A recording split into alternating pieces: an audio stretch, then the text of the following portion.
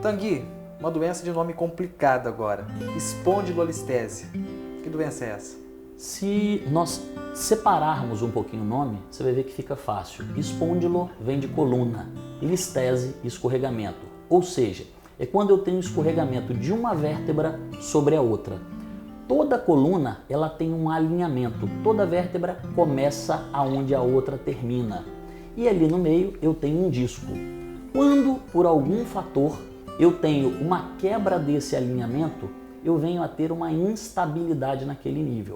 A maioria das espondilolisteses, elas se originam ou em L4 ou L5, ou seja, entre a quarta e quinta vértebras lombares, ou entre L5 e S1, que é a quinta vértebra lombar e a primeira vértebra sacral. Quando eu tenho essa espondilolistese, o sintoma que a pessoa começa a apresentar é dor. Principalmente quando ela vai fazer alguma atividade física, é uma dor mecânica.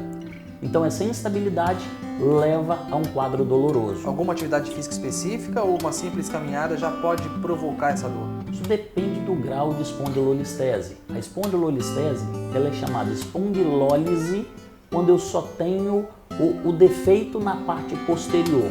O que acontece? Toda vértebra ela tem uma escora na vértebra inferior. Isso é chamado pars interarticulares, ou seja, aonde uma vértebra se articula com a outra. Quando eu perco esse anteparo, muitas vezes é chamado fratura, mas não é uma fratura propriamente dita. É um defeito, muitas vezes, de formação. A espondilolistese, em muitos casos, ela é degenerativa. E em vários casos, ela é formada durante a fase de crescimento, durante a fase de desenvolvimento. Principalmente as crianças de alto rendimento esportivo têm uma chance maior de ter espondilolistese. Principalmente aquelas crianças que são atletas de elite. Então eles são muito exigidos, levando a uma sobrecarga quando a coluna ainda está em fase de formação. Então a sobrecarga na coluna pode provocar doença? Pode. E existem outras formas também?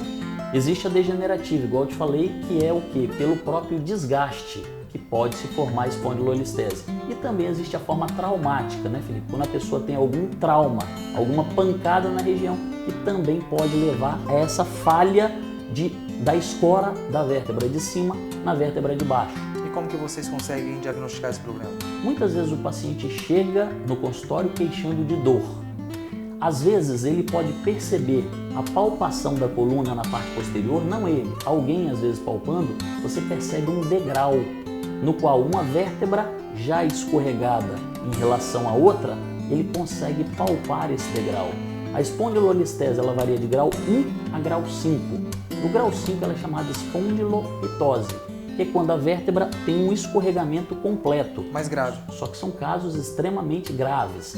Por quê? A partir do terceiro grau, ou seja, uma espondilolistese grau 3, dependendo do quadro doloroso, tem indicação de tratamento cirúrgico. Porém, os casos de grau 1, 2 e 3, pouco sintomáticos, o tratamento é o quê? Uma reeducação postural, controle do peso, melhora da postura no serviço, evitar atividades que exigem uma sobrecarga acentuada da coluna, são os métodos gerais. A própria fisioterapia, a acupuntura e o uso de medicações em casos de dor. O que a doença atrapalha, doutor, no dia a dia da pessoa, por exemplo? O que impede a pessoa de fazer no dia a dia dela? A maioria das vezes, Felipe, você vai ver, a espondilolistese ela causa um quadro de dor, a maioria das vezes. Só que quando uma vértebra tem uma instabilidade sobre a outra, isso gera um atrito. Entre uma vértebra e outra eu tenho um disco. Muitas vezes eu levo ao desgaste desse disco. E essa pessoa que tem uma espondilolistese, ela pode vir a desenvolver uma hérnia de disco ou até mesmo uma estenose de canal, que são outras patologias da coluna. Mas todas elas cursam principalmente com quê?